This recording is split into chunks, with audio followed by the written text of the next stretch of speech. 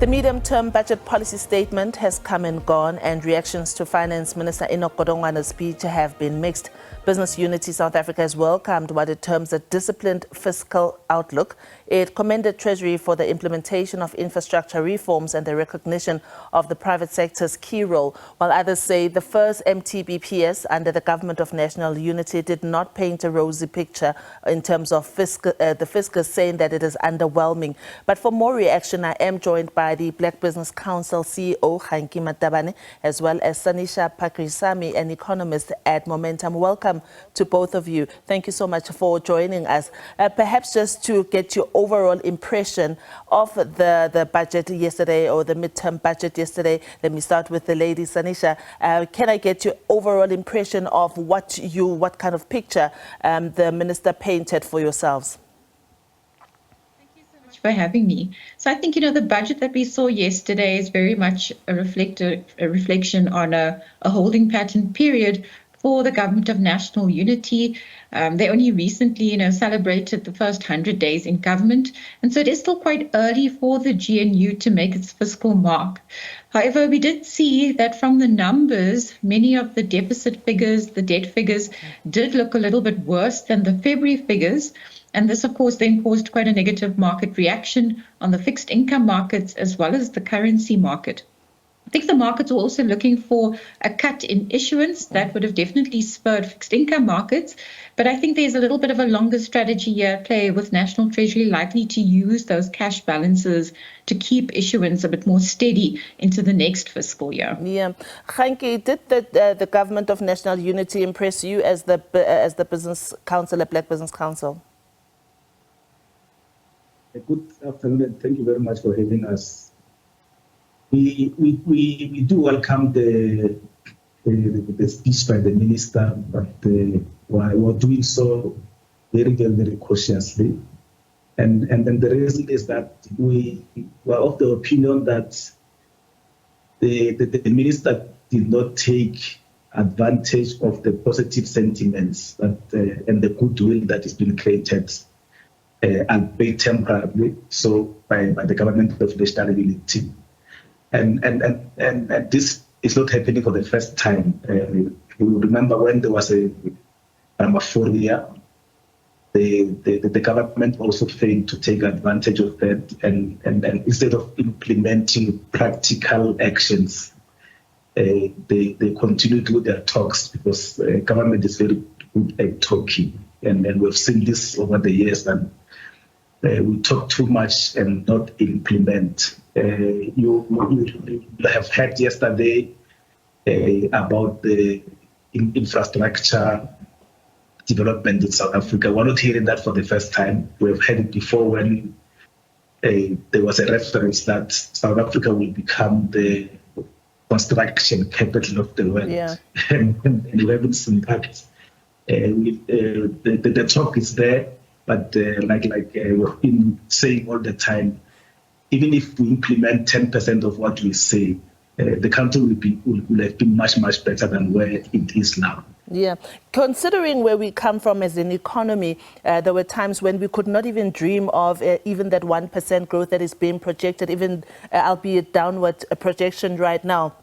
But the fact that we are now even talking, a growth projection of 1% and next year to 1.8%, surely that should be enough confidence in this government, or am I being too overly simplistic, Sanisha?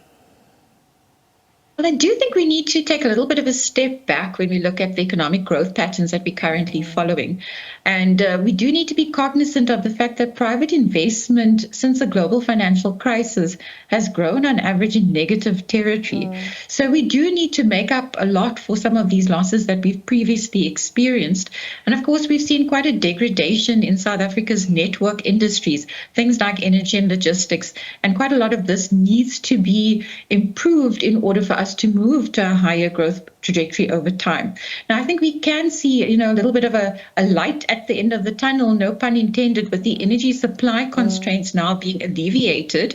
And I think we're beginning to see the start of that coming through for the logistics sector. Of course, more needs to be done in areas like water.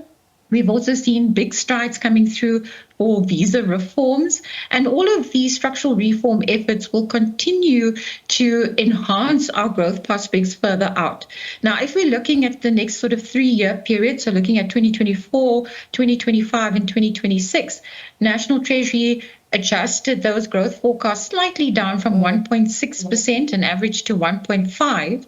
That is just slightly below the Reuters consensus of 1.6%, so very much in line with what the market is expecting. Yeah. Where I think growth can positively surprise is not really in the near term, but definitely the medium-term growth prospects as some of these structural reform efforts then start to bear more economic fruits. Yeah. Kganki, are you also convinced about the growth projections and the trajectory that we are heading to? I remember when we were together at the government and public sector signing, where they first mentioned that for the first time they see that growth can actually average at 3% if certain things certain reforms are implemented.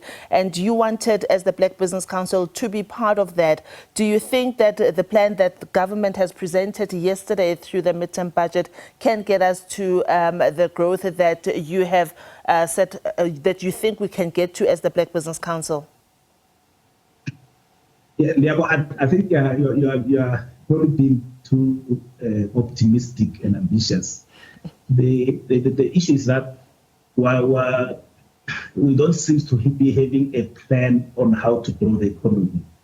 Now, for example, we're saying now with the challenges, energy, the challenges, logistics. But remember, there was a time when those things were operational properly, and there hasn't been growth even that time. So now we're going to for example, we're going to sort them out, but we're not doing anything different. And hence I'm saying we're very poor at implementation, because the National Development Plan 2030, which is supposed to be the economic policy of the country, it's very, very clear that if you want to grow this economy, you have to support funds and focus on the small businesses. But that's not what we're doing, and we're expecting different results.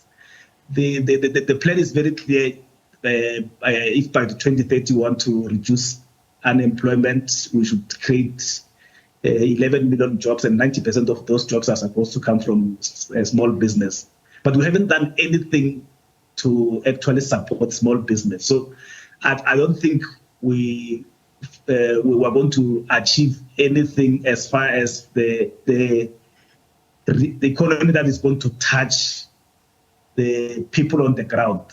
You have seen this feel-good mood that we are in now, as far as resulting from the GNU, is basically only positively affecting what is called the sophisticated economy in South Africa. The stock market is up, the rent is strengthened, but that is not touching the people on the ground. We don't think that is going to reduce any unemployment. We don't think that is going to grow any economy, because we don't seem to be having a plan that says for us to move from 1% or less that we have to 5%. These are the things that we need to do.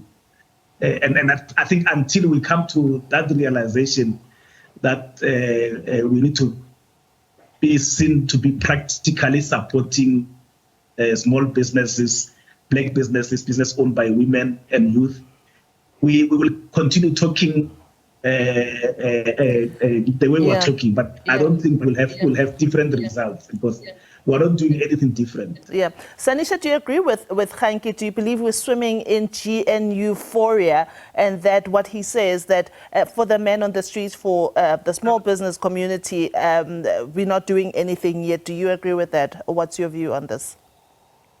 Well, where I can agree with my fellow panelists is that, if we look at what was in the budget around small business. There wasn't actually any update on that. So the small business fund that was created a couple of years ago remains in place, but we haven't seen any additions to that. In terms of, solving for the unemployment conundrum in SA, I fundamentally believe that we need to grow the economic pie before we can get an acceleration in jobs.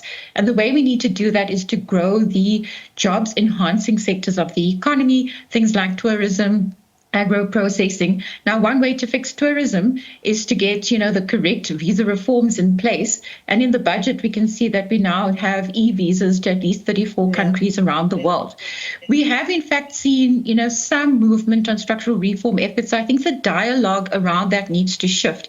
Instead of saying we want to move from a 1% economy to a 5% economy, I think we need to readjust our expectations, given that growth has been quite poor since the global financial crisis, and say maybe it's more doable to get from a 1% economy to a 3% economy in the next couple of years. So again, in the budget, when they talked about the water license applications, there was a backlog where most large industrial companies as well as the farmers took more than 200 days in order to get a water use application. This backlog has now been reduced to a period of 90 days to get one.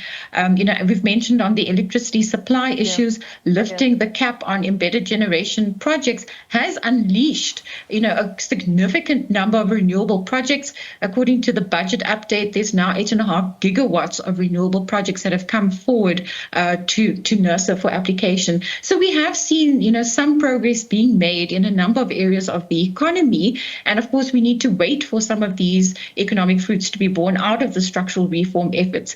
Again, I think, 5% economy is still a very long stretch away from where we are. But I think we are starting to see now some tangible progress on some of the economic reforms that have already been implemented. And if this continues under Operation Vulindlela's second term, where they will now be looking at things like spatial housing issues, fixing local municipalities, I think that 3% handle on a 5-year time frame is a bit more doable. Right. Unfortunately, my panelists, I am out of time. I wish we could have continued this. There's so much more that I wanted to touch on, especially on revenue collection and other matters.